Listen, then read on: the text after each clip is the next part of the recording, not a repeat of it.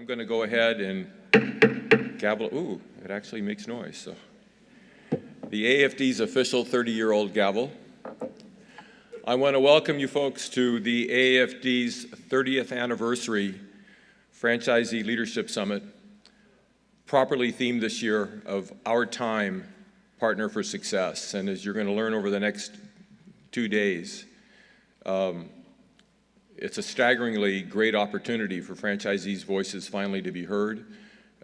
And you're going to be hearing a lot about that, starting with this coming session. I want to welcome you all for being here. This has been the end of a 3-year struggle, hopefully the end of a 3-year struggle to get us to be able to be together, to be able to travel. Our biggest challenge this year has been member staffing issues that made it impossible for people to leave their businesses. But I'm very proud of the fact that the vast majority of our chapters have shown up. We are now over 50 chapters for the AAFD, and the last 3 years have been dramatic growth for us, even while the economy has been, and the country has been struggling mightily. I want to welcome you all here. I'm Bob Pervin, for the one of you that don't know who I am in our organization. And I've been privileged to be one of the founders and the chairman of the AAFD since its inception on May 1st of 1992. As you guys all know, we had intended to have the celebration on May 1st of 2022, and because of those staffing issues, we had to postpone to this time.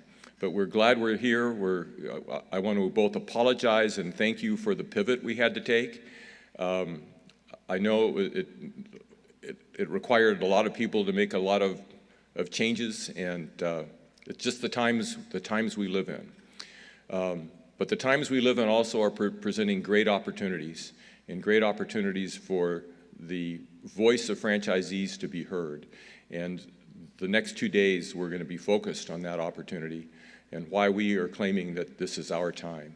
And we're going to start with this particular session, but I want to, sort of as an opening remark, over the last several years, folks have been asking me, I'm not quite sure I know their motives, but Bob, have you been thinking about succession?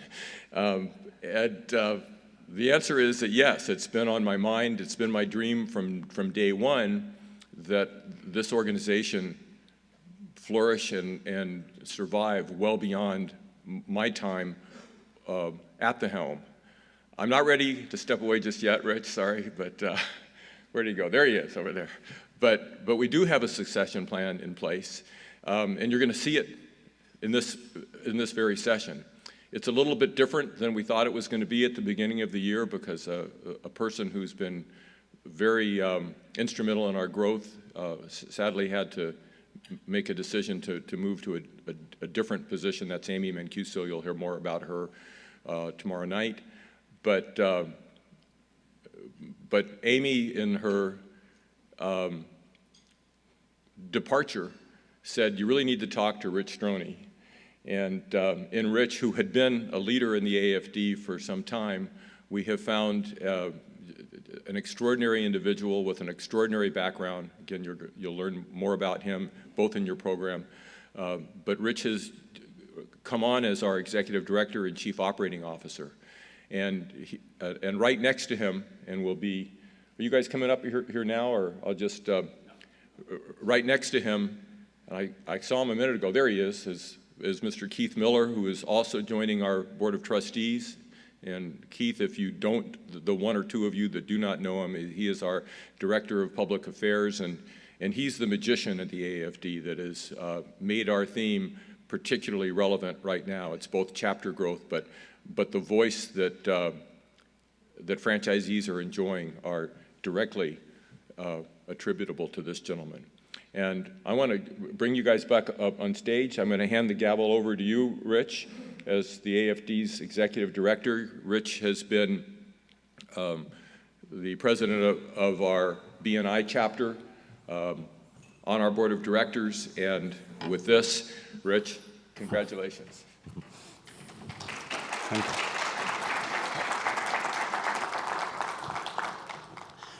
Thank you. Good morning.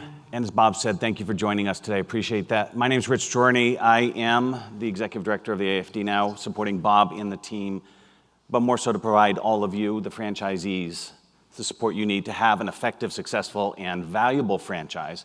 Bob mentioned, sorry, I'm going to move around a little bit here. Bob mentioned that I was a franchisee. I sold that last year. I had the second largest U.S. franchise for B&I in the United States. I sold that, but I've been part of the AAFD, and as part of my departure there, I was still president of my own association. And through Bob's acceptance, we created a new category, because I didn't want to leave, called a legacy member. So I'm still a member of the B&I Franchisee Association. I still support my fellow franchisees. And I'm actually still on the board of directors. They reelected me last month. I don't know why. They don't want to get rid of me, but that's good because I enjoy it and I believe in what they're trying to accomplish. B&I is my third franchise that I've owned and operated. So I believe in the franchise system. I've enjoyed it. And what I come to you today with is a background of business coaching in support of, again, what you're trying to accomplish. That's my goal within the AAFD. I want to just touch on a couple things, more housekeeping than anything. Again, as Bob said, if you haven't yet registered, just go outside in the lobby, get your program, your name badge. A couple other things that we're going to want to do over the next day. More details to follow tomorrow. The GAO will be here. That was one of our big wins for this session, the Government Accountability Office. What you'll need to do is sign up for one of their 3 sessions. We can only let about 14 people in each session. It's a discussion, a forum that they want to do to capture specific information from us, the franchisees, to help the government help us do our stuff better within a legislative environment. So that's a critical component and value that we have for us in our agenda tomorrow. More details to follow later on how to sign up for the slots, but what I'll ask is if there's multiple people from the same franchise system, only one of you attend a particular session, split your time so you get different perspectives and you can share it. Again, it's all about the learnings. Another thing for this event over the next 2 days, take the time and find those nuggets. And the nuggets might be learning something around the legislative focus. It might be connecting with some of our suppliers or fellow franchisees in the room. It might just be the connections we make within our own franchise system. But there's always a value to be had, and I'll challenge you to find those values from what we're trying to accomplish as you invest your time, energy, and certainly your money to be here. Let's see. One of the things I want to do before we start a more formal part of this program is just take a moment. September 11th affected a lot of us in a lot of different ways. Military veteran. I lived in New Jersey, just south. I saw the smoke. It was one of those environments that was tough for all of us. So if we could just take a moment in remembrance, not only for our military, but our first responders and those people who unfortunately passed away as a result.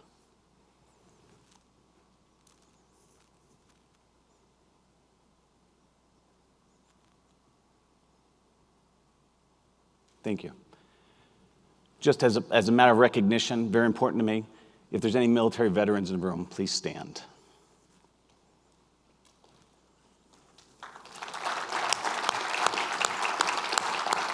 Please stay standing for a moment. Please stay standing. Please stay standing.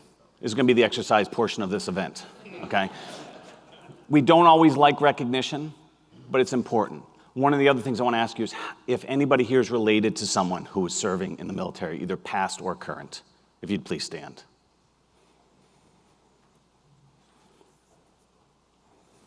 These are all about the connections. 9/11 wasn't just about the military, our first responders. Anyone who is or is connected to a first responder, please stand.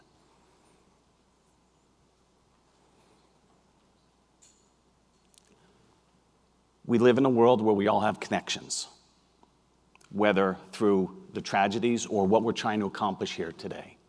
Right? That's what we're trying to do. Keep that in mind as you go through these 2 days.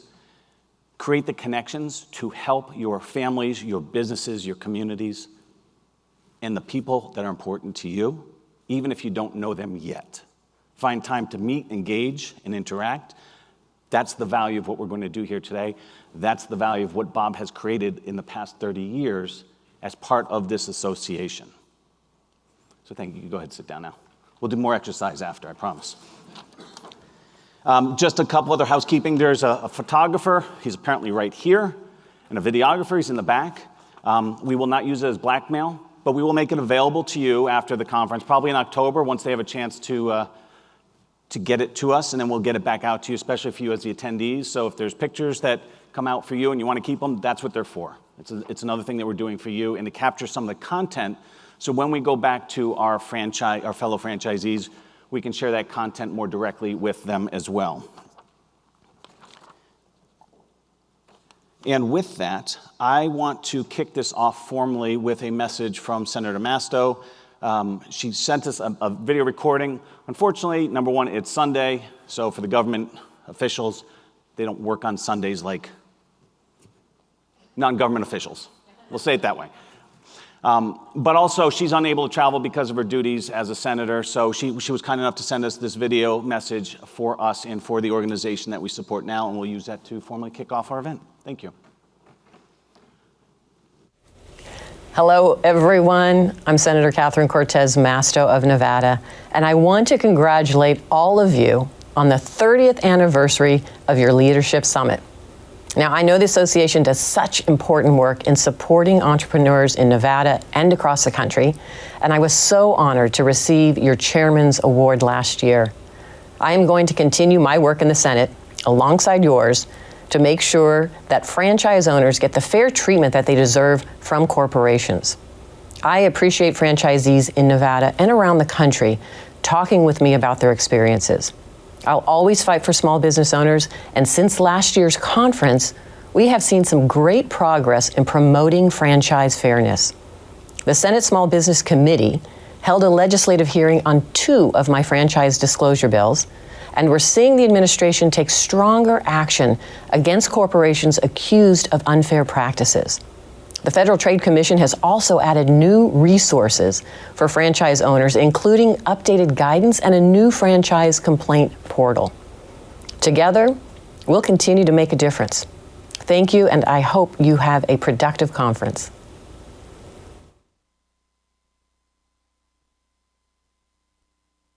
Senator Masto over the years. Keith is instrumental in that. Definitely talk to Keith throughout this conference.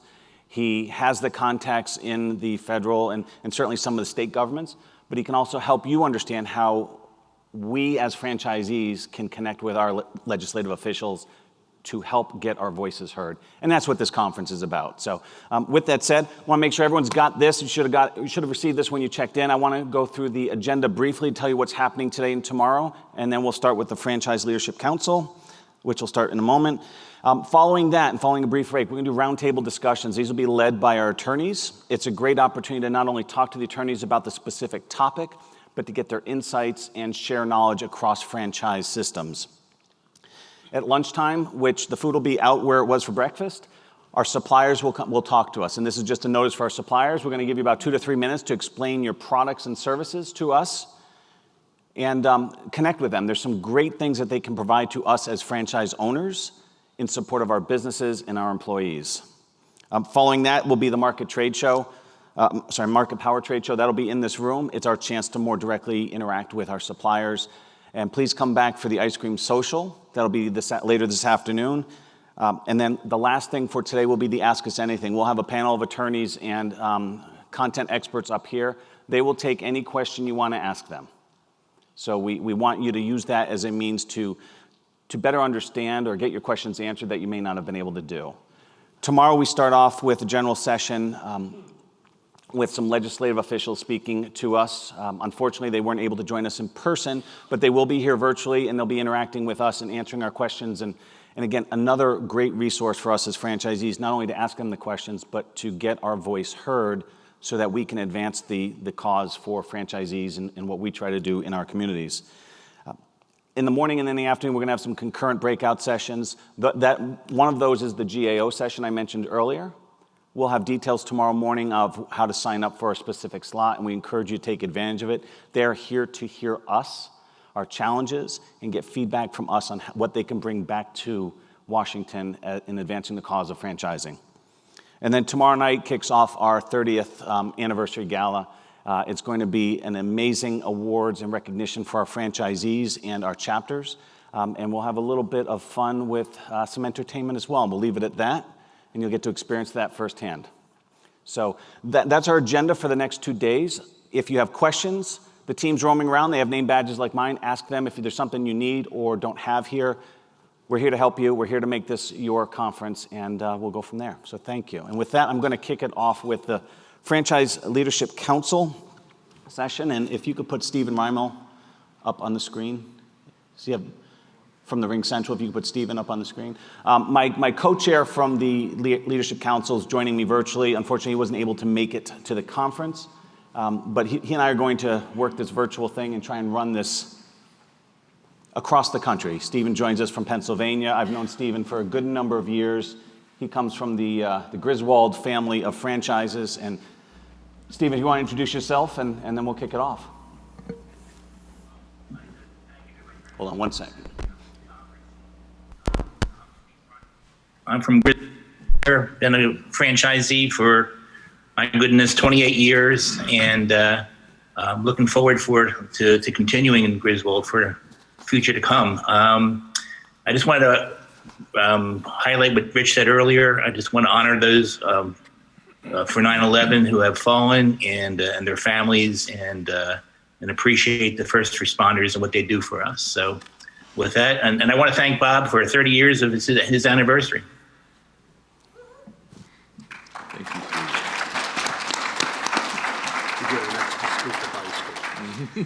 One of the things that I want to do first is just recognize some of the brands that we welcomed into the AAFD family since the beginning of 2022. Again, it's been a challenging year for a lot of us from a business perspective. It's always great when we're able to bring on other franchise systems to our family. New in 2022, we have the 2 Inspire brands, Custom Fundraising Solutions, Linex, Snapology, and Solar Grids.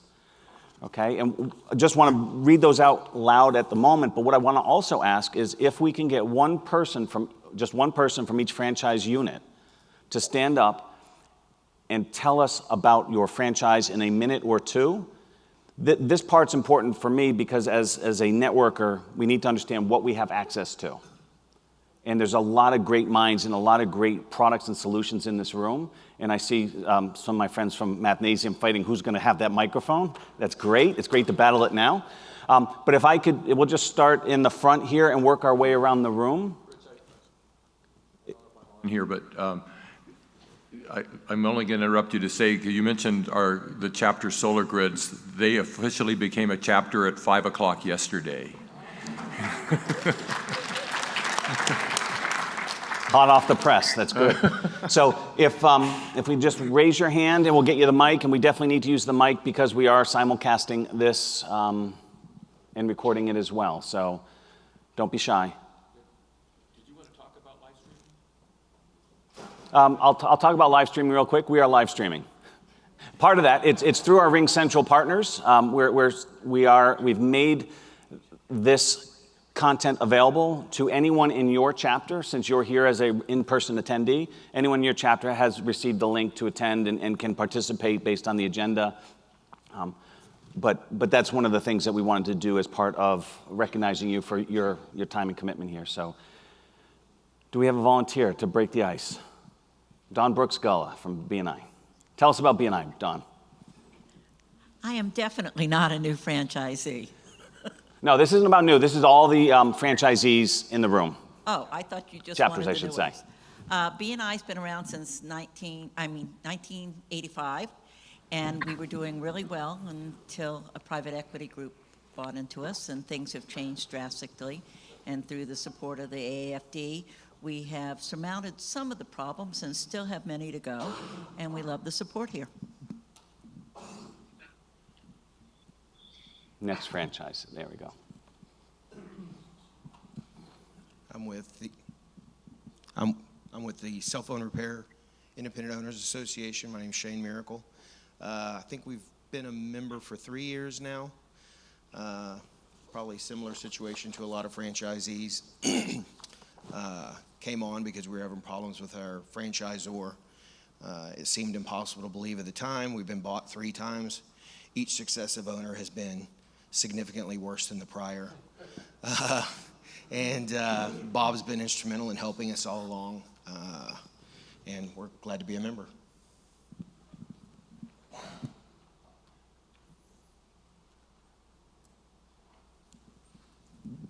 Hi, I'm Ann Stengel with Mathnesium, the Math Learning Center. I've been a franchisee for 15 years, and we were also lucky to be bought by a private equity in November. We have been, IAMF chapter has been in existence for 2 years, and we love the support that we get. We love working with Lori, our chapter coordinator, and Bob, and Rich now. So we're happy to be here and learn all we can today. Thank you.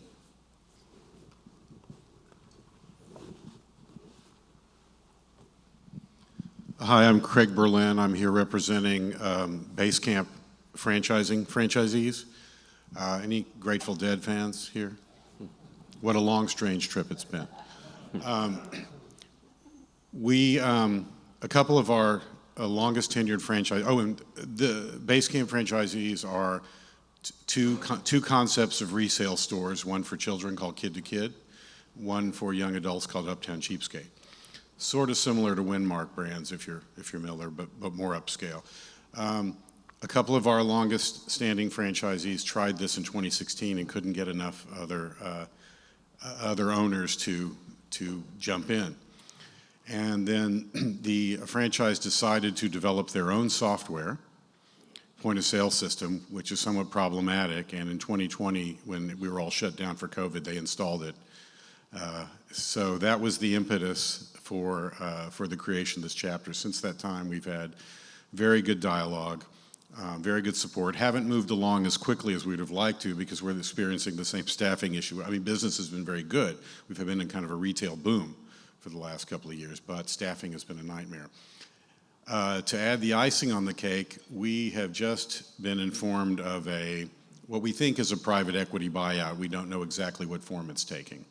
The two guys from a private equity background are now co-CEOs, and they're brothers, so I'm calling them the CE Bros. And so we don't know where we're going. So we're very appreciative of Bob and the support system. We've also had some great benefits added with Stephen, and we're looking forward to the continued relationship and having the resources to deal with the situations we've encountered.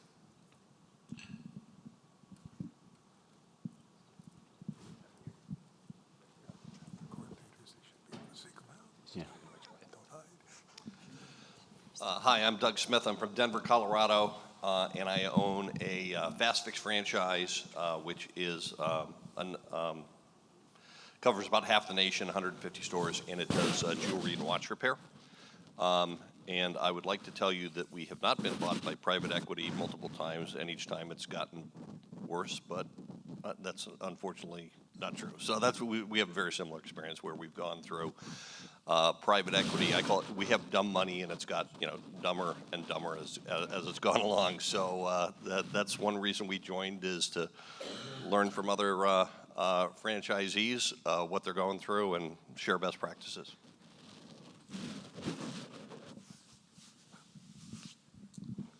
Hello, I'm Michael Demeter, representing ServiceMaster, and our franchise SMFOA was formed in 2015 after a purchase, after several years of very stable leadership that formed very quickly. We've experienced another buyout since then, private equity. Sounds like it's a similar common interest of everyone here. We represent about 50% of all the income of the franchise system that's in our SMFOA group. So the numbers aren't half, but the larger volume of businesses is. So that's pretty powerful when you're coming to the table. We've appreciated Bob and all the leadership he's had throughout the years. And that's about it. Thank you. My name is Paul Walker with Village Inn Restaurants. We signed up about a year ago. We, again, similar theme here. We were in back in 05, had a Point Partners, a private equity, took us private. Then we went to bankruptcy. Came out, got bought by another private equity, back into bankruptcy. So we decided that the strength was with the franchisees. We got together, and we did it once before, way back when. We were very unorganized, but we did it, and they recognized the strength that we had as the franchise. So they came in, they just said, well, what do you want? We'll get it done for you, and they did. And then we just kind of fell back into our own routine. Sure enough, then back to the bankruptcy. So we decided, and we found this platform. It's been a great platform ever since. So there you go. Good morning. I'm Patrick Garr, and I represent Expense Reduction Analysts. We're a business-to-business franchise system that provides cost reduction services to mostly middle-market companies. We've been a member for, I think, about 3 years, maybe 4.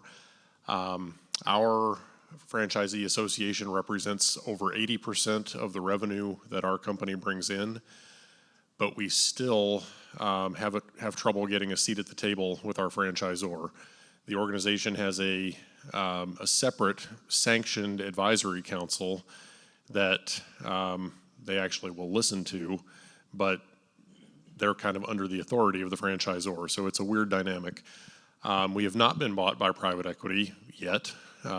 It's a fear that we have, I suppose, and one of the reasons that we organized is because our franchisor continues to make really dumb decisions without running them by anyone. In some cases, they don't even run them by that separate advisory council. So, we're here to try to figure out how to obtain that seat at the table, representing over 80% of the revenue that the company generates, and get our CEO to think a little more clearly. So I'm here today. My colleague Greg Brown will actually be here tomorrow, so I'll hand the baton off to him, and we're grateful to be here. Thank you.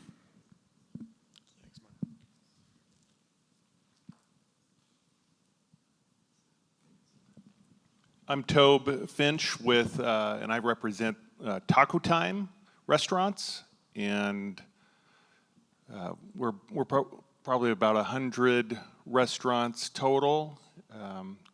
We've been an association for a few years, just trying to get traction with our franchisor, who is they're owned by private equity, and been throwing a lot of mandates to us, and we don't like the mandates, so we're gathered together, and hopefully we're going to figure out some ways to get traction. So.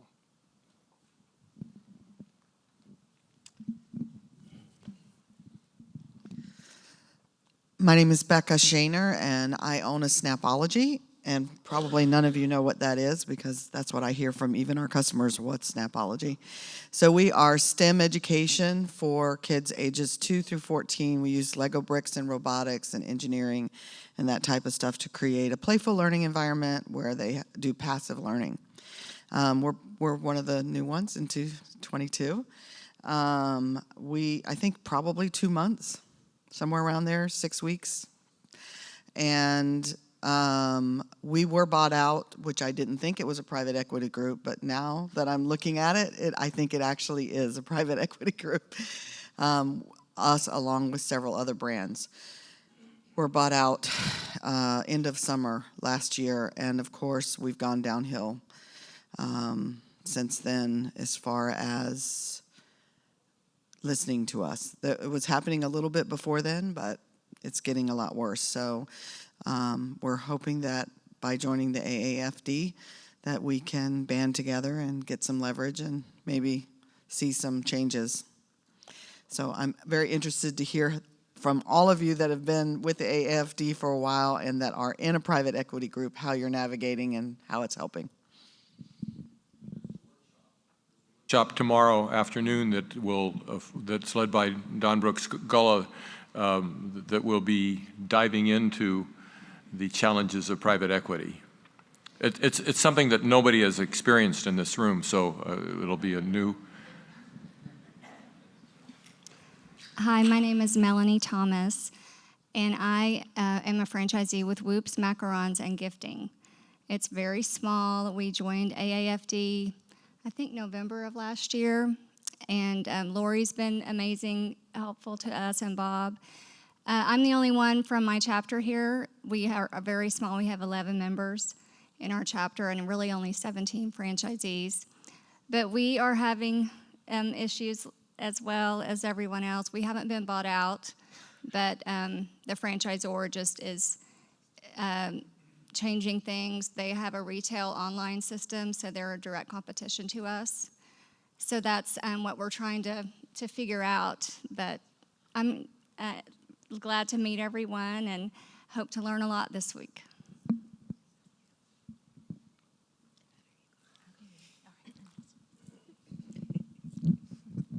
Good morning. My name is Yvette Maldonado. I'm representing the Tutoring Center. I'm a new franchisee, about 18 months in. I'm not new to the franchising world. My husband and I had a Kona Ice franchise for 10 years. And so it's a very different franchisor that we're dealing with the Tutoring Center. I'm used to being able to speak up and our ideas were heard. Very successful franchise system. Coming over to the Tutoring Center as an educator myself, that's my background as a teacher.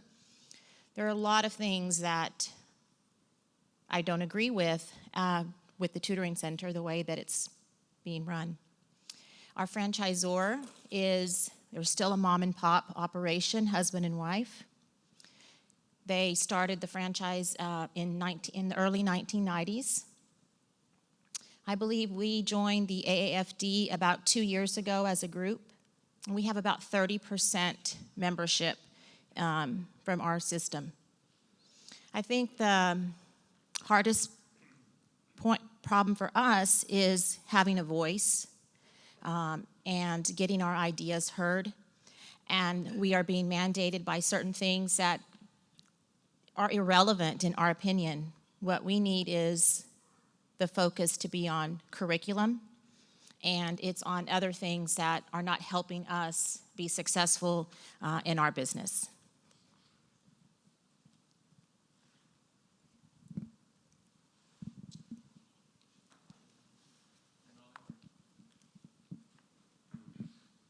Hi, my name is Jim Mellon. I'm a multi-unit Massage Envy franchisee in Kansas City and the president of our association. We first came to AAFD in 2018, which was the year our association was formed. So I've been on the board since then, president 3.5 years. We have 65% of our network, which is, we have about 220 out of 340 total franchisees. We were formed out of necessity. Massage Envy has been, we're 20.5 years old now. They've been owned by multiple private equity companies, but by Rourke Capital for 10 years, last month I think it was. So we came to the AAFD and connected with some of the fine attorneys here, such as Bob Einhorn over there, and we've, I said we were born out of necessity. We've gone through the problems that many of you have talked about, the equity ownership, the lousy CEO, the miserable implementation of a point of sale system, forced purchases, and all of those things. So we've been participating in groups like this to learn and hopefully have legislative impact and improve the environment for our franchisees.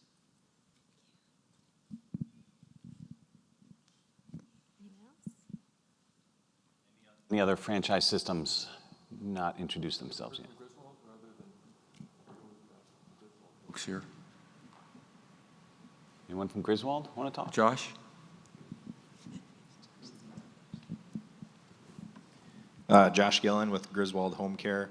I've been franchising with Griswold for about 10 years now. President of our association.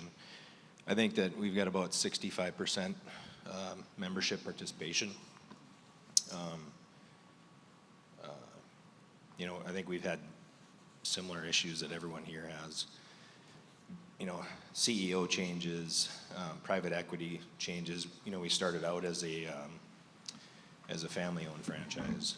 And private equity came in, different private equity came in. Now we're under a different CEO and just going through some issues, and the AAFD has been there, and Bob's been there to help us through everything. So it's been a great experience. Thanks. Excellent, thank you. I appreciate that. Gives you some insight into the different types of businesses that we're part of, right, in terms of supporting each other from a franchising system. And again, going back to what I heard a lot of you say, which is, number one, getting our voice heard, and number two, underlying that is the willingness to work with our franchisor in creating an environment where we can both succeed together. Right? And that's what it's about. Right? It's not always about the lawsuits. It's not always about disagreements. Right? Conflict is okay as long as we can find a resolution. But at the end of the day, we need to have those conversations. And that's our goal here in the AAFD, is to create the starting point for dialogue so that we can improve the nature of what we do and how we do it as franchisees. And with that, I wanted to turn over to Bob just for a brief kind of a synopsis of the purpose of this Franchise Leadership Council and what it's supposed to represent for the AAFD, because that's going to tie into what we talk about on the tail end of this session. Bob? Thank you, Rich. Let me preface that conversation about the Leadership Council by giving just a cap on what the AAFD tries to do. The American Association of Franchisees and Dealers has been working from day one. We've on a constant mission to build the market power of franchisees. In my mind, market power is exactly what your associations are all about. You're building the influence and the economic ability to negotiate with your franchisors. Market power also dictates public affairs. And to me, they're not two different divisions. The effort of public affairs is driven by public opinion, and the more market power we have, the more ability for Mr. Miller here to be able to speak for a large audience and advance our course. So the second part of what we do is in the area of public affairs. And the Franchisee Leadership Council was envisioned on day one to be a sort of a semi-autonomous. I'm a little bit sheepish about even being up here because I've wanted the Leadership Council to be the President's Club, or at least the delegates that drive our public persona. And I have to say, of all the things that we've accomplished over the years, I've been probably the most frustrated that the Leadership Council has not risen up and become the voice. And I know that Rich sort of shares this, and he's going to be focused on that for this session. I'm going to come back to the Leadership Council in just a second, but the third leg of the AAFD is to provide great member benefits so that as your associations grow, you start your associations, on day one, you have a footprint of significant member benefits that create value for your members, even while you're struggling to gain the voice with your franchisors. And over the next 2 days, you'll have an opportunity to see what we have been able to deliver for you. Around the room, you're going to see our various suppliers. Every one of them represents not only a great product or a great service, but a great member benefit for AAFD members. Most of these suppliers have negotiated with us to offer a significant member discount. They have been terrific in terms of their financial support of our organization, and I urge you to take, and we are depending upon you as delegates for your chapters to soak up the information of what our suppliers and our exhibitors are able to bring to the table and let you know what is available to you as members of not only the AAFD, but of your individual associations. Starting with, I think, the most innovative health benefits program that I've seen in any association. And I challenge you to compare what we have put together there against anything you've seen. And all the way through, we have new lenders that have just joined us, Unique Capital Management, Bank of America, I don't think they're here yet, has just become a member. So I'm hoping that you guys will really use the time this afternoon to really appreciate what it is, and if you like what you hear, to make sure that your members realize that they have significant benefits that come from us. My HR counsel over here that provides great labor law conference, they have been with us for a couple of years now.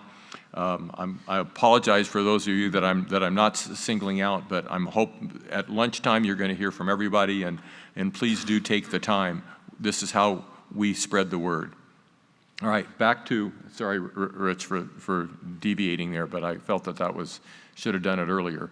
The Leadership Council is a key component, or should be a key component, of franchisees from across a wide spectrum of franchising services to make public statements, to take positions, and to ably back Mr. Keith Miller as we make our voices heard.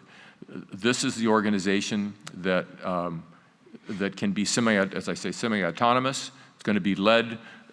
Rich had been the chairman of the Leadership Council before he became a member of our staff, so you probably have a conflict of interest now, Rich, but we'll worry about that later. But I want you to be thinking over the next hour that we're going to be in this session about how we can use the council. It's not a one-done thing. The council's supposed to meet 4 times a year, 1 time in person and 3 other times by conference calls. We need you guys to step to the plate. If you want the AAFD to be the voice or to be a voice for franchisees, we've got to show up. There's no two ways about it. When Keith Miller asks you to send a letter to your congressman or your senator, we need you guys to get on your phones and tell your members to get on it. That's how we're going to be able to do it. And the reason of this conference is we're a delegate-based conference. We're not expecting thousands of people. On our best day, we would have had 100 delegates. But this is where we come together, and this is where we decide what our course of action is going to be for the coming months, and that's what we're going to be dealing with today. Rich, back to you.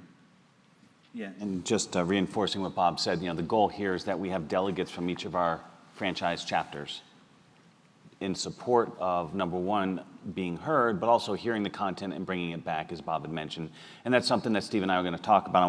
I do want to turn it over to Stephen in terms of the next part, which is the FLC agenda and focus there. Stephen? Oh, hold on, Stephen. Try again. There you go. Are you there? Yep. Okay, good. No, thank you for the introduction, Rich. But I want to echo again what Bob was saying about the FLC. We have 2 delegates from every franchisee association on the FLC, and I'm going to crack the whip a little bit here and say that the last FLC call, if we have 50 franchisee chapters, we should have 100 delegates on that call. And the last call we had, we probably only had about 10 or 15 people. So, this is really a call for action for the delegates to come to these calls. It's only, as Bob said, there's 3 of them a year. They only last about an hour and a half. And we do talk about and come up with solutions for the franchisees. Our mission really is to protect the rights of franchisees. And what we're trying to do is to level the playing field. The franchisors and private equity have superior bargaining power and resources over any one franchisee. So what we're trying to do is pull together our resources to level that playing field. And what we're trying to do is to lobby for legislation to advance the rights of franchisees. That's what Keith is there. He fights for the franchisees, but he needs our support, as Bob mentioned, when votes come up in Congress, senators or your Congress members of Congress. He needs us to write to those to express our needs, our values. And to give you an example of what can happen, I have the pleasure I'm protected in New Jersey. New Jersey has a Franchise Practices Act that's very supportive of franchisees, but it's one of the few states in the country that has a Franchise Practices Act. It protects us for choice of law. It only applies New Jersey law. It protects us in terms of venue, that the litigation, if there is a dispute, has to be tried in New Jersey, not in another state. And we have automatic renewal rights under our franchisee agreements. So those are the kind of lobbying protections that we can get for others in your state and across the country. So I'm really calling upon the delegates to come forward, to step up, to come to the calls, and to work together on solving our problems. Yeah, and it's easy to make him the bad guy since he's in Pennsylvania right now. That's right. That works out well. Thank you, Stephen. I want to reinforce what Stephen said, and it's not that those of you in the room have to be the delegates, right? There may be someone who wasn't able to join this conference, this summit, that would be better suited to be that delegate. Your chapter determines who those delegates are. Typically, it's someone in the leadership role, but it doesn't have to be, right? It's someone with the passion and the inclination to want to be part of the organization that's supposed to set the direction for the AAFD. And that's the goal of this Franchise Leadership Council. As Bob said, it's not run by the chairman. It will soon not be run with the influence of the executive director because I will have to step down. I see it as needing the voice of the franchisees and the members who are directly affected by it. Our job, mine, Bob's, and Keith's, is to make sure that what the Franchise Leadership Council needs, the organization works to provide. But we can't understand that as an organization unless we hear your voice, hear what your needs are, hear what your focus and goals are, what your challenges are, and with that said, even with some of your successes. Right? And one of the values that we bring to the AAFD as a Franchise Leadership Council is that first-person perspective of what's going on in the franchising community. Stephen is still a franchise owner, and that's great. I'm not. So we need to replace me over the course of the next few months. And that's one of the things that we'll talk about as well in terms of roles and elections and things that are going on. But I want you to keep that in mind. Right? It is not a lot of time, but it is time well spent if you effectively utilize your time, if that makes sense. And I'm an engineer from my undergraduate, so I'm all over the place mentally, so just go with that sometimes. And think of this council as the political arm of the AAFD. You guys are the ones that are going to be making the political statements. You'll be working with Keith, who is our Director of Public Affairs. And, but think about that and be thinking about who and maybe in this room or who in your organizations might be people to step forward. We do want you to elect. We don't want to appoint who those leaders are. But if you have had in the back of your mind, there ought to be a law to protect my interests. This is the organization that's going to help you construct what that law might look like. And again, the goal of the Franchise Leadership Council is to guide the efforts of the AAFD. It's not the other way around. It's your voice that needs to be leveraged so that we can help support the franchise efforts. And it may not even be the franchise systems that are in this room or part of the AAFD, and that's okay. That's the giving back side of things. But we, as the franchisees, and I still consider myself a franchisee, we have to have our voice heard. And again, that's one of the reasons why we have the GAO here as well. It's a great resource. Keith on the team, that's one of our resources because he has the connections into Washington and some of the state governments. And Rich, I don't know if you've thought about this before, but you're certainly you're living it now. But when we started the AAFD, the question was, well, who qualifies to be a franchisee member? And we decided that it took 5 years to get it out of your system. So you're still well positioned for that responsibility. Still in that mindset too. Oh, and Rich said something a little bit earlier that I wanted to make note of. When the BNI chapter created the legacy membership, we thought it was a really good idea, and we've now created a legacy membership category for any chapter that wants to create legacy members. So you just contact Rich. They've sort of honed it down. But if you have folks that have been instrumental, they've gotten out of the system, but they still want to support you, the legacy membership is a great tool to utilize for your chapters. One of the things that Steve and I, and not Steve, I'll turn it back over to you in terms of the delegates, nominations, and elections, and where we need to go forward, or what we need to move forward with this leadership council to support our efforts. So, Stephen? Yeah, for the past 2-3 years, actually, Rich and I have co-chaired the FLC. but it's time for us to get new blood into the system. We need the delegates to nominate a new chairman. We have an open position. We've had open positions for treasurer and secretary. And we need people to nominate either other delegates from your franchise or other franchises that you're aware of. And we have 9 open positions for at-large positions that can help us with nominations, membership, and legislative initiatives. So, the sky's the limit. Anybody who wants to get really involved in this, you can pick and choose what position you'd like. But we're looking forward to people to come forward, to step up, and to become officers in this in the FLC. And again, the Franchise Leadership Council is meant to keep the AAFD honest. And I want to reinforce that. It is meant so that they are almost like a board of directors for the AAFD efforts, which helps us as an organization in the long run. This summit is meant as either a culmination or the starting point of the efforts throughout the year. It's actually a combination of both. And then as we've mentioned, we'll have quarterly meetings, generally an hour, hour and a half. It really depends on what the delegates need. We could do more if needed, if it's warranted. If something comes up from the legislative side that we have to help Keith with, we'll have special sessions as well, especially if there's immediate action that needs to be taken in support of our legislative officials and what they need to support bills or to fight bills that may not be franchisee friendly. And it's all about advancing that cause. You want to speak to this? Next, I'm speaking of legislative items. I do want to turn it over to Keith just to give a brief overview of some of the things. And I've asked him not to give away the secret sauce of what he'll be presenting about after lunch. So.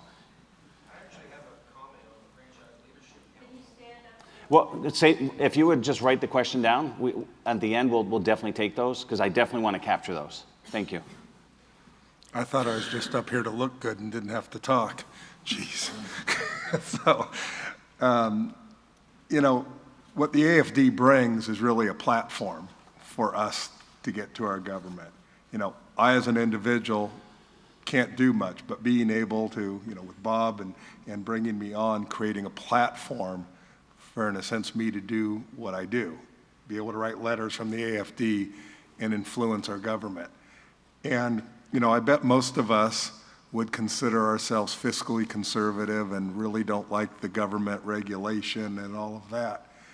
And yet, I would ask you, look at your franchise system. Our franchisors hate the government, by the way. They think the government has no place in our business. And then what do? Unfunded mandates, overregulation. They're the epitome of an overreaching government themselves. I mean, most of you have defined that. They talk about the free market. So their idea of a free market is limiting your suppliers and hiking up the cost and getting kickbacks. Yeah, that's a free market.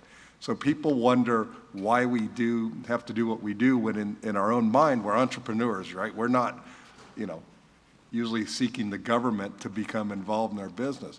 But the reality is the government is needed to keep the free market system working. The government is actually a check on that free market. And without that check on the free market, whether it's the Federal Trade Commission, local government, the regulatory states that look at, you can't franchise unless you do these things, the regulatory states that look into improper disclosures and violations, really the government's there to protect that free market that we all believe in. And this afternoon, I guess I have about an hour to try to fill, and this year I don't have Zarko to interview to keep him talking for an hour, so it'll be tough. He'll be here tomorrow, don't worry. He will be here tomorrow. Thank you, Keith. One of the other important things for the Franchise Leadership Council is setting up the educational content for us as franchisees. We have a couple of those items in our breakouts tomorrow. The business education development, which will be led by April Porter. That is around business education in general. The group purchasing, which Bob Pervin will lead tomorrow as well. And then the private equity, which Don Brooks-Gullah from BNI will lead. Those are some of the task force that we've created through the Franchise Leadership Council to help us as franchisees share knowledge, learn, and consolidate experiences, and then share that information and get the support or insights from the lawyers and fellow franchisees. So we'll have those three here tomorrow, and then Stephen, if you want to just talk briefly about the other three that we have as part of the task force. Sure. Now, the goal of each task force is to come up with about 3 action items to present at the conference, solutions or recommendations to help franchisees. The other task force that Rich didn't mention, you have Empowering Franchisee Associations, which is a task force that I have chaired. And our goal is to get recognition of the franchise association by the franchisor, and also to retain and grow the membership for the long term. Then you also have Marketing and Marketing Funds, and their goal is to develop methods to create a more fair and transparent use of GMF, or Guaranteed Marketing Funds. And then you also have, last but not least, Protecting Franchise Equity and Market and Territorial Protection and Rights to Compete. And I heard someone earlier mention about their franchisor has online sales, and that would be a task force that would deal with that kind of issue. So these are all opportunities for all your delegates to get involved in, for the franchisee associations to get involved in. One of the things that I just wanted to point out is that, and it's not really part of a task force, but the Griswold, we've been a member since, I think it was 10 years now, 11 years. And one of the things that we were able to do with our legal fund, and I can't stress enough the need for a franchisee association to form a legal fund from the get-go. And we've had the opportunity, and we used our legal fund, and we retained Bob Pervin, and we were able to negotiate an award-winning franchise agreement about 5 years ago, which really enhanced our rights under the franchise agreement. The franchisor recognized our rights.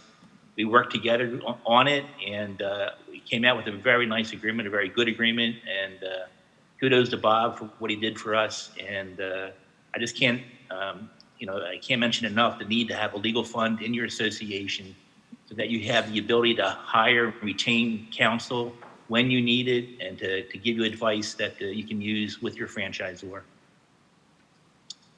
Back to you, Rich. Yeah, I thought we were going to get a standing ovation from the attorneys in the room for that last comment, but I was...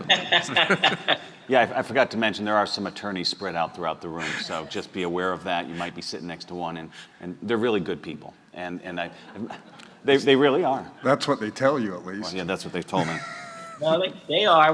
We've used them in the past, and Bob, it's very helpful, and it's to get legal advice when you need it, timely. Plus, also, Bob, you may want to mention the legal line that you have. We all have the ability to get, I think it is 30 minutes a year of free legal advice. So, you take advantage of that opportunity. Yeah, one of those great member benefits is every AFD member has access to a free initial consultation with any of our legal line attorneys, and literally you could go through the entire list if you wanted to. We're very proud of the franchisee legal line. You'll hear more about that over the next 2 days as well. Mm-hmm. Yeah, and these task forces were defined and designed through the Franchise Leadership Council. Each year at these summits, they will meet as a core group and then come out of here as was mentioned with 3 things to try and accomplish throughout the course of the year. What those task forces are defined by us as the Franchise Leadership Council, right? So if there's something else that's needed, we can certainly define that. If there's something on here that's no longer needed, we could put that on hold until or in case it's needed again. So again, that's something that we define. And that's an important part of the interactivity between the franchisees, the delegates, and the Franchise Leadership Council. So I'll put a plug in for the fact that we need volunteers to make that work. And then the more people that are supporting that, the lighter the effort will be overall, but the greater the impact. And that's what I want you to think about. If you want to confirm the math, we have our Mathnasium franchise here. They can audit my results, so it's all good. And when Rich says that we decide, he really means to say that you decide, right? Yeah, sorry. Sometimes I forget. You are the we. I have pronoun issues still being a franchisee and not, and being in this role, so bear with me on that. But I still consider myself on the side of the franchisee. What I'll do now is I will open it up to questions. So if the team can just provide the microphones, if there's any questions, thoughts, comments, suggestions, this is kind of your time to share your thoughts, suggestions, ideas. It's all being recorded, so it's going to be captured, and then you can keep us honest with it as well. Yeah, so as you were speaking, I was just thinking like... Shane, reintroduce yourself. Oh, I'm Shane Miracle with the Cell Phone Repair Owners Association. I'm the guy that has had the third acquisition of our franchise, and each one is about 70% worse than the previous. We're now owned by a private company, pretty large Fortune 50 company that really doesn't care about us at all. They just need some pins and a map. So one of the problems we have is, as members of the leadership within the AAFD, is I'm just out of time. I mean, I have other businesses I run. I've got my phone repair stores that I need to run. I'm active in our chapter. I talk to all our members, trying to grow membership, get a legal trust going, and we've been pretty successful. But when I look at the prospect of adding, I see the importance of the Leadership Council, but the idea of me committing more time is unbearable to me at the moment. So it feels like we probably should look at other ways to get the leadership team, like as everyone was speaking here, I'm like, oh my gosh, like you can clearly see the patterns, and I wonder if they've spoken with them, and I wonder if they've spoken with them. I suspect everyone's having a conduit through you guys up there, probably Rich and Bob more than anything, and to some extent Lori, Maya, and some of the individuals that are helping the chapters. There really should be like a forum where we could communicate openly, right? Like, I would love to chat with these guys. I probably have a lot of content I could give them on how we grew membership and got our membership numbers up pretty quickly. Right now, I've got to tell Bob, and then Bob can sort of convey that back down as people call and ask, why can't they come directly to us? And why can't I go to somebody in another leader from another franchise and engage with them directly on social media and say, hey, how did you solve this problem? What was the response from Senator Mosto when you spoke to them? Or all that stuff just seems to be lost right now, and there's no sort of cohesive effort other than what you guys are doing. I think there probably is a better way to accomplish that, and some of that is we've done significant social media work to get our membership numbers up and get that engagement from our chapters, from the members of our chapter. Had one more topic, and I forgot what it was. So the other thing that comes to light is one of the big problems we have is understanding when to engage legal teams and is this something worth spending legal efforts on? So nothing would help more. I can go to Bob. Bob's an attorney. I love recovering. Yeah, I love the fact that you're an attorney, but that gives you a somewhat subjective perspective on the issue. In some cases, it's what I want, and in some cases, it's not what I want. Right? I want the non-attorney perspective. So the ability to reach out to one another and say, hey, we've used an attorney for this and we had a lot of success, or we spent $30,000 on this and we didn't get any. We didn't have any success with that. So the ability for us to lean on one another for answers and results seems paramount. And to some extent, the Leadership Council meeting a few times a year, probably good for official direction, but probably not a good conduit for actually sharing information. So that was my thoughts regarding the Leadership Council. Agreed. Thank you, and noted. Communication, and again, I mentioned that a bit in my preface earlier. One of the most important things that you can do over the next day or two is talk to some of these other franchise systems and start creating those connections. As far as a more interactive conduit, I will work on that. And Shane, you can keep me honest. You know how to reach me. So that's a great point in terms of sharing those successes and challenges that we face and how do we overcome them. I agree that the quarterly meetings are not designed for an effective communication in a timely manner. They're more designed for updates and directional efforts. So noted, and thank you. If I might just add to what Rich just said, and I thought your comments were spot on. The Leadership Council structure is intended to have those calls, those quarterly calls, be interactive, and we get very poor attendance. But we get worse attendance at the task forces, and the task forces were intended to be the committees, if you like, that were going to be populated by people that were interested in the particular subjects, and they're not moving things forward as much as we would like them to be. We are very fortunate that we have an incredibly active Director of Public Affairs, so at the top end, we have been moving mountains in terms of our exposure, but our ability to, and Shane, I have great sympathy for what you just said about you're out of time. Everybody in this room is probably out of time. But we've got to we just have to rise up to it. And it's just important that we figure out ways, and we're all ears to figure out ways that we can get smaller groups that are active and want us to move the ball forward. We've got a great offensive team here.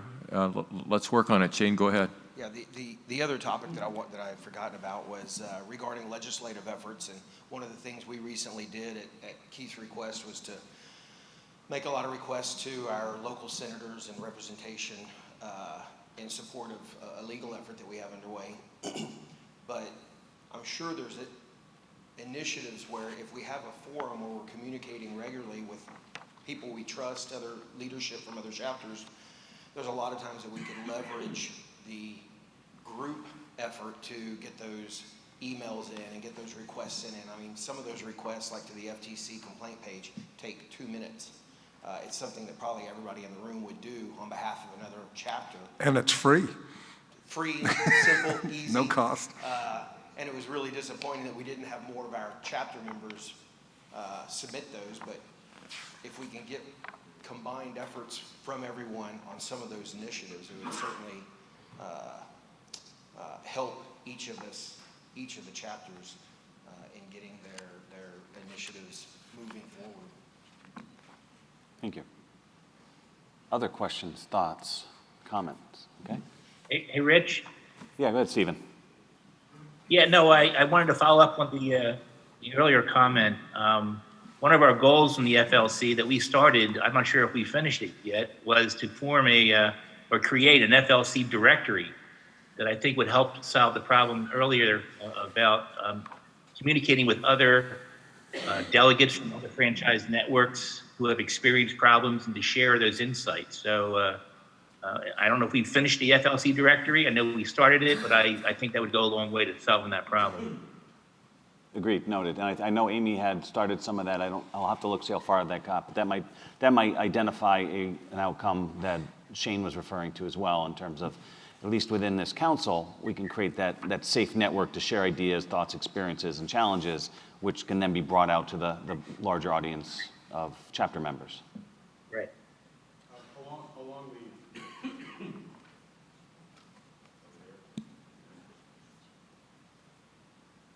Oh, well. There we go. I'll just yell. Along the lines of what you were talking about, I mean, this whole thing conceptually is something I'm very interested in, both as a matter of our practice of our business and just very generally. Now, Lorinda and I have had a background of 30 years in running our own business, and her in accounting, before we ever started this. And my experience with a lot of people who get into franchises in general is a lot of them are very new to the business world. And this is something where they really need a tremendous amount of guidance. And yet they never seem to find the way to reach out for it. They feel buried.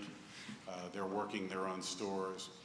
And I feel that there has to be a way to make the fact that this type of resources exists more well known.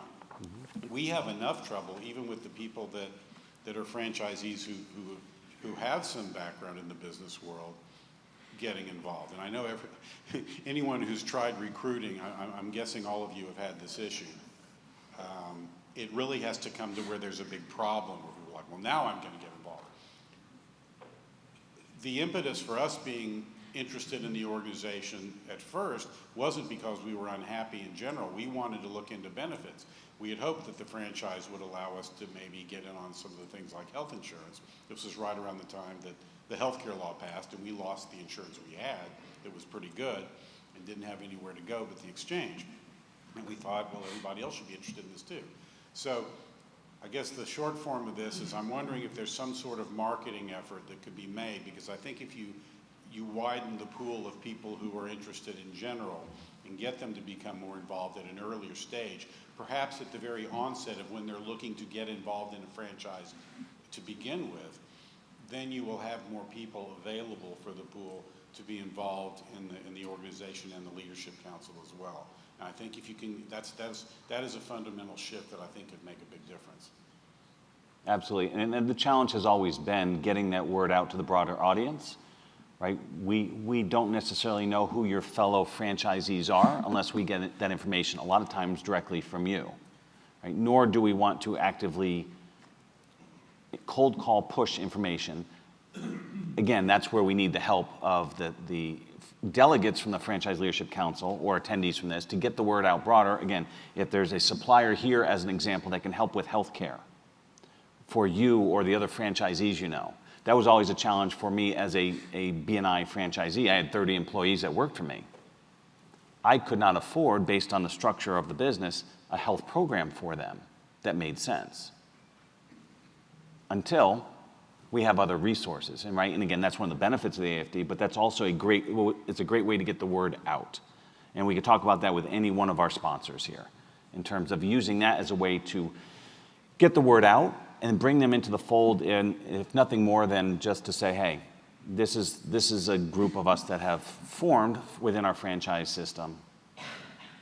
Here's one of the things that we can make available that could help us because it's helping me. Or again, looking at the resource might be another resource for others. That's the way I've looked at it, and that's the way we approach it when we're looking at the suppliers that we bring on board for all of you. Just how can we create that larger benefit? But again, going back to what you said, getting that word out is always the challenge because we don't have access to the lists of franchisees in their emails, and some of them have the franchisor connected email address, which we wouldn't want to use without permission. So, and I welcome other ideas of how to get the word out. It is always the challenge from a marketing perspective without being cold callish and pushy. Good morning, folks. Morning. You know, I pay very close attention to what everybody is saying and from the panel. Introduce yourself, Richard. Oh, my name is Richard Rosen. I'm a franchise attorney, and I've been associated with the AAFD since its formation, going back, as we know, 30 years. One of the things that I've observed over the last few years, which is one of the areas that I've always felt was a very significant and meaningful way for you folks, for associations, to enhance your negotiations with the franchisors, is the fair franchising standards. Many franchisors perceive that the standards are strictly to protect franchisees to their detriment. That's not true. The key word with respect to the standards is fair. And when we formulated the standards over a period of time, that was a key thing for us, and there were franchisor representatives as part of the committee that was involved in formulating the standards.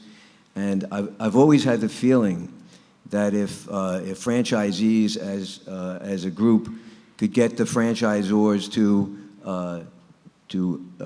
consider, to observe, and best of all, to actually adopt the standards, it's a great way to negotiate with the franchisors because it does tend to level the playing field. That was the purpose of the standards.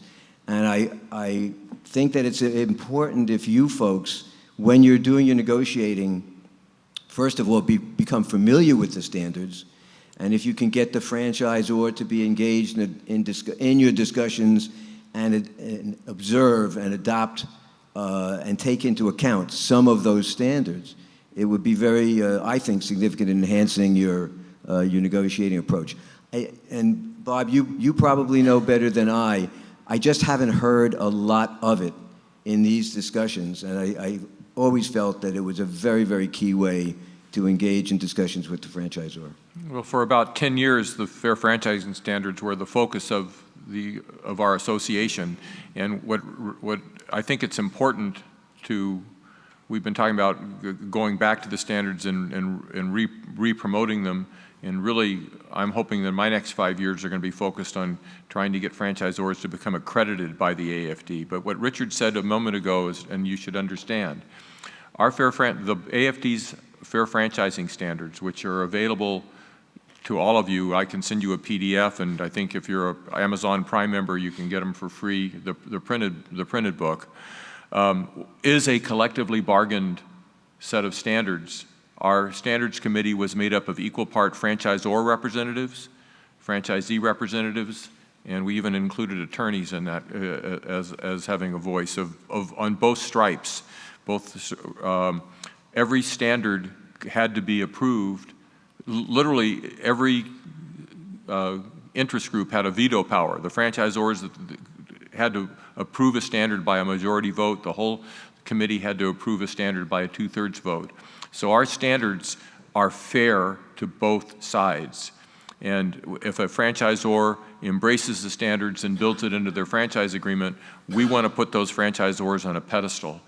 Pat, I don't know, is Patrick, are you there? There you are back here, Patrick Fendaro. I want you to be taking a look at our standards in your evaluations. Patrick, who you will meet, runs a vetted franchise. Is that the name of the why don't you speak to us just for a second?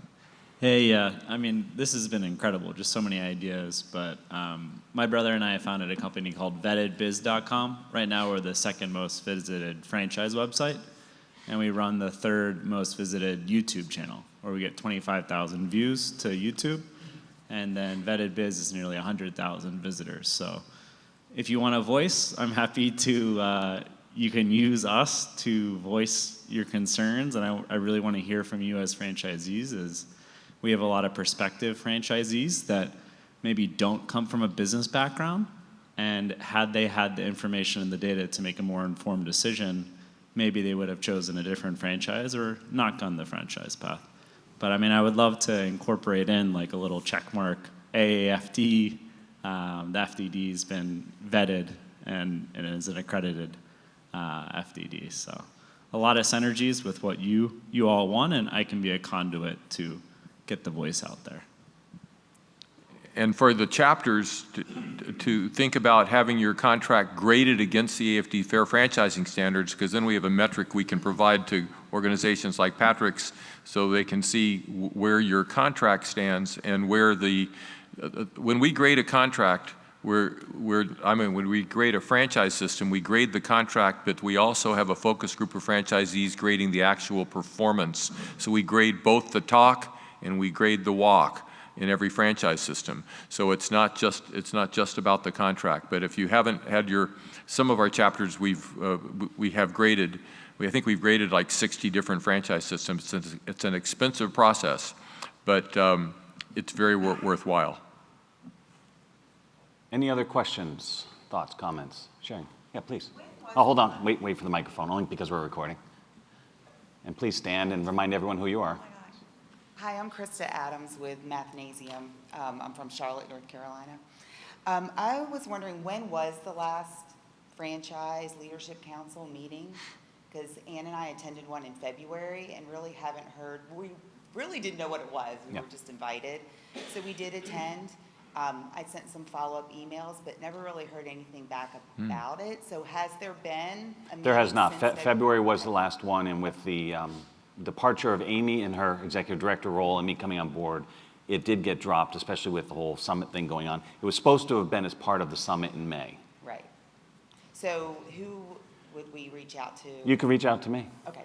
And then Stephen and I right now will work on any of the logistics, and then whoever wants to take my place, can help Stephen move forward with that as well.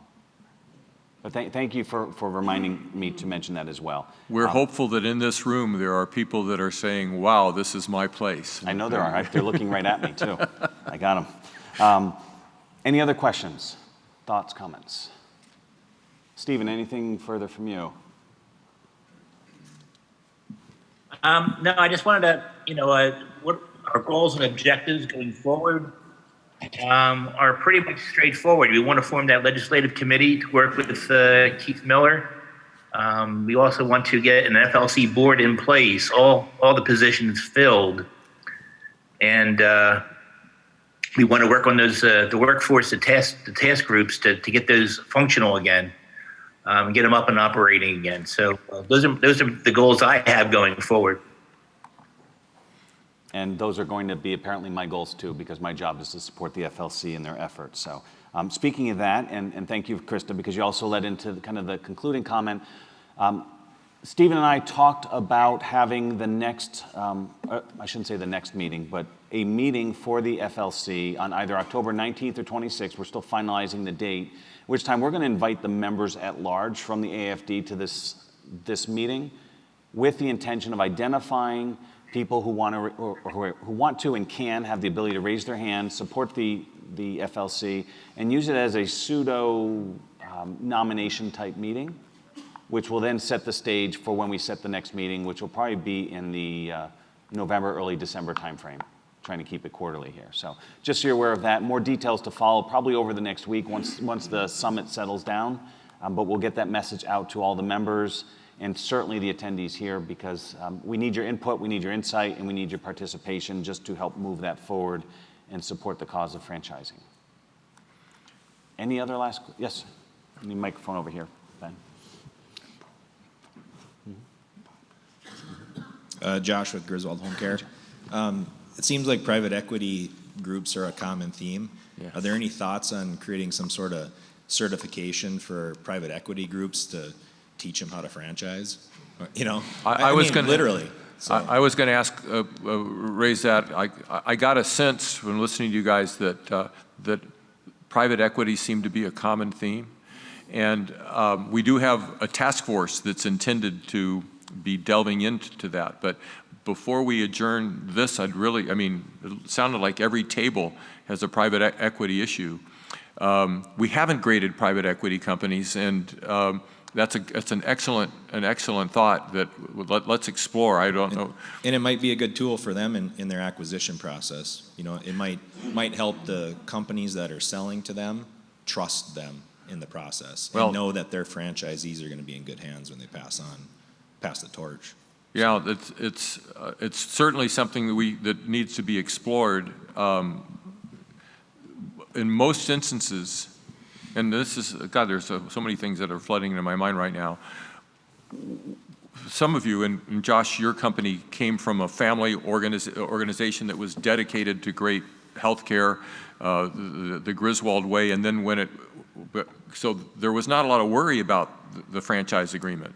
It was drafted by attorneys to protect the franchisor. Everybody knew that, but it was compassionately handled. Well, when a private equity company takes ownership of those contracts, it doesn't have that same care, or doesn't necessarily have that same care, but all those provisions that run against the franchisee are in place. The old idea of we just stick the contract in the drawer and we only pull it out if there's an issue. Well, suddenly private equity companies are able to leverage the constraints of those contracts, and it's a huge concern. And we don't really have a handle, or maybe Keith does. I'm going to turn it over to you in just a second. But I would love to explore what those issues are, and it makes it the negotiating process to have a contract that much more important, because your franchise agreement could be in the hands of a private equity manager that doesn't give a rip about the success of those franchisees. And in fact, as in some of the companies, you may have direct competition coming from your franchisor. So this is go to the private equity session on tomorrow, and we need to explore that, and the idea of grading private equity companies. By the way, somebody mentioned that they're owned by Rourke Capital. Rourke is generally speaking, is an exception to the rule in private equity because they're a company that's focused on long-term running of franchise systems. They're not looking for a quick in and out, which we fear is the case with most private equity companies. So they're not all created equal. I would suspect that Rourke would get a better grade, some people will probably disagree with me, than some of the other companies that are just in it to try to squeeze the money out and move it forward. I see Jim smiling at me right now. But but it's a great suggestion, Josh, and we will definitely take it up. And Don, it's over to you.